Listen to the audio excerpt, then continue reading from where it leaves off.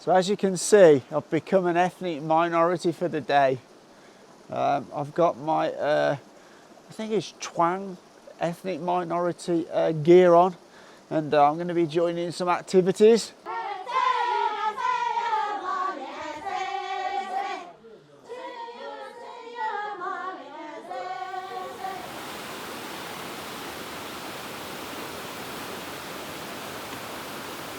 Couple of interesting facts. Down the man-made channel, there's about 700 cubic meters per second flows. And it actually gets from here to Chengdu by gravity, because Chengdu is lower than this area, so it completely flows about 50 to 60 kilometers down the man-made channel to Chengdu. The artificial channel it goes down, which is the one just over here, that was actually part of the mountain that you can see on the left-hand side and the right-hand side. And they actually cut a channel right through the mountain.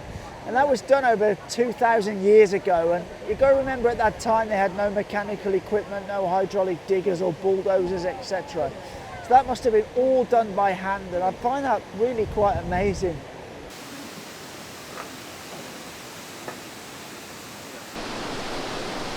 Whoa! It's got cherries in there. Whoa. So cherries are cherry. Cherry.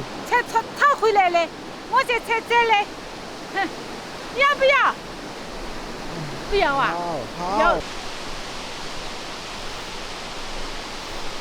This old guy here. 你好. Wow. 我看看. Wow, look at this. This is a guy who obviously... Oh, look at his chair. His chair's amazing. He's got his pictures on the wall here.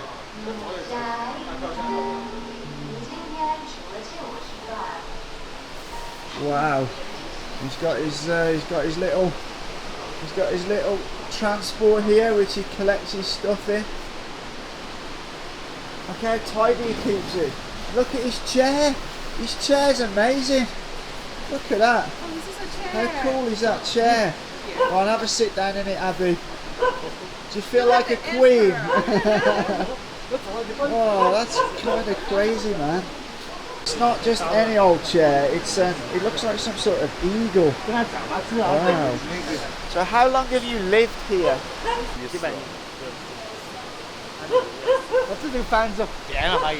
Oh my, so the guy has just told us his family has lived here for several hundred years.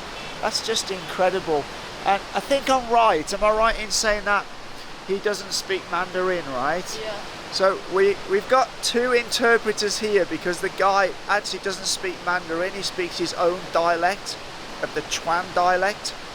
And so we have two translators, one that can speak Mandarin and then another one that can speak this guy's dialect. So this particular building here has been here for 1400 years.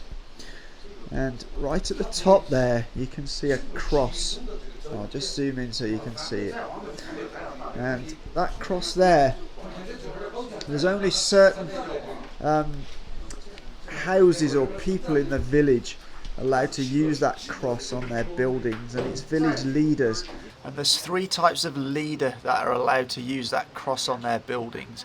The first one is a village king, and that's someone who is like in charge of more than one village. So there might be like 5 or 6 villages in an area, and he will be the person, or she will be the person that is in charge of all those villages.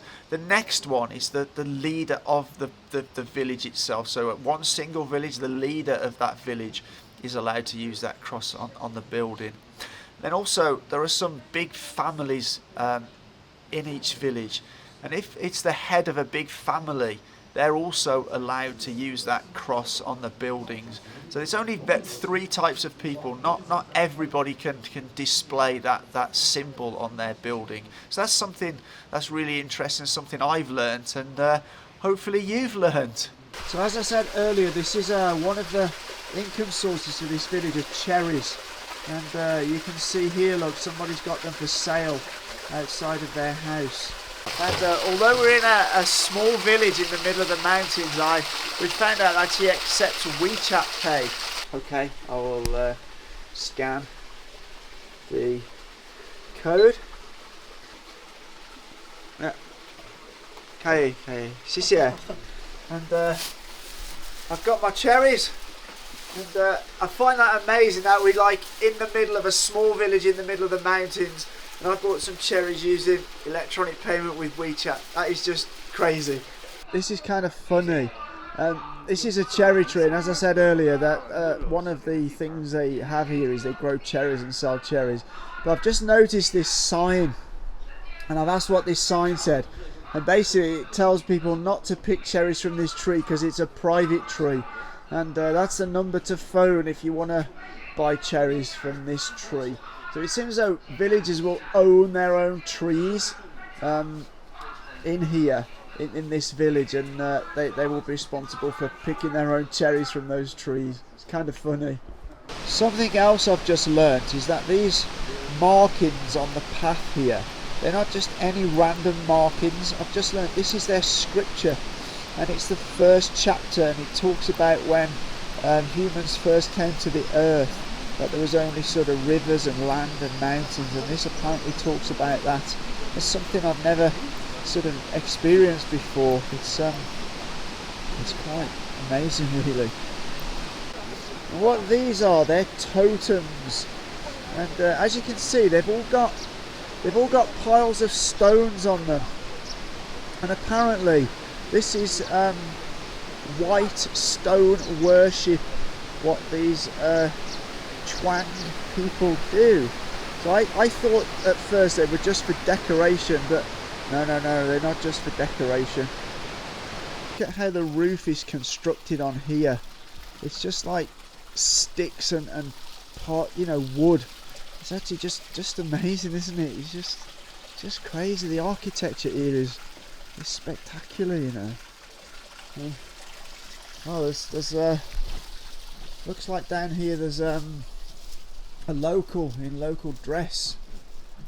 Oh wow, this is just walking around the village minding her own business. And again, there's more scripture on the floor here. All the paths have got this scripture on. And wow, there's a local here. Look. This is a local of the Chuang minority. It's incredible. I've never experienced anything like this before.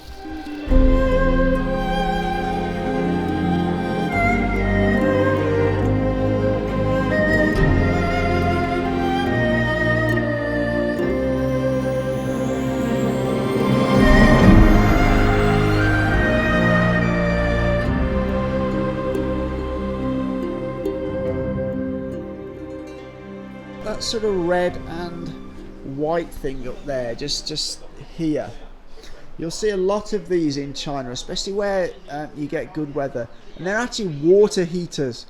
The sun shines on them, and that's how a lot of sort of rural Chinese heat their water. You don't see those in the West at all. Well, I never have, but I mean maybe they are, but I don't know. But those are water heaters.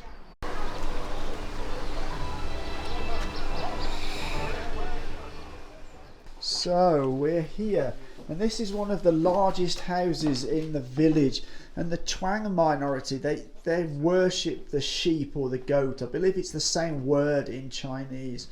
Now what we're in now, and you see here, this is something really special. It's very rare, and it's a 4-horned head, and that's been passed down for many generations.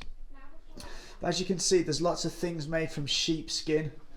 And this was actually a house for a larger rich family, and although it's now also a tourist attraction, people do still live here, and it's amazing. And the reason why it's called a ballroom is this area in the middle.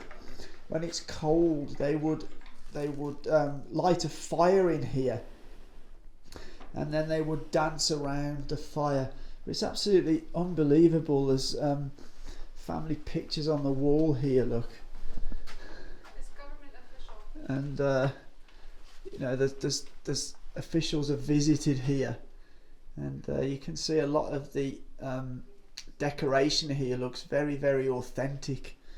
You know, it's very, very old. A lot of this is, as you can see, there's another small room here, and this has got, oh look, here is some of the this is shoes. This is some of the shoes that they wear.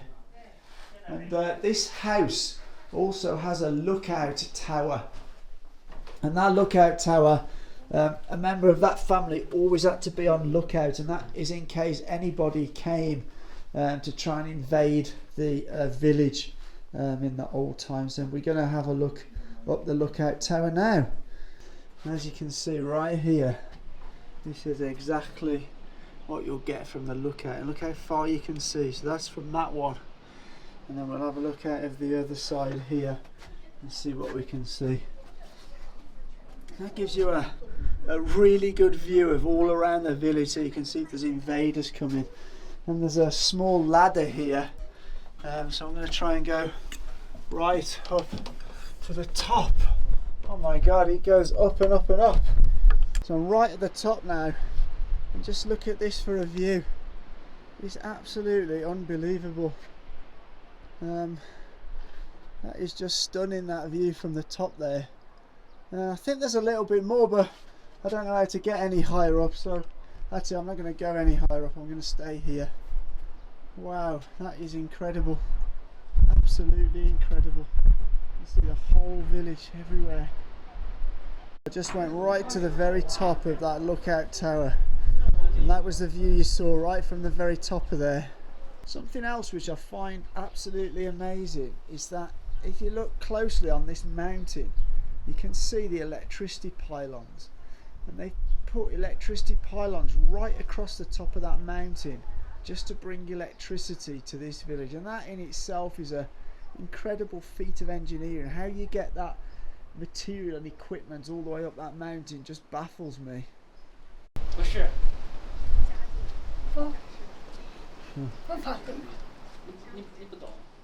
For now, that is the end of this video. If you did like it, give it a thumbs up, it helps the algorithm. If you do like the channel, consider subscribing. But as always, for now, take care.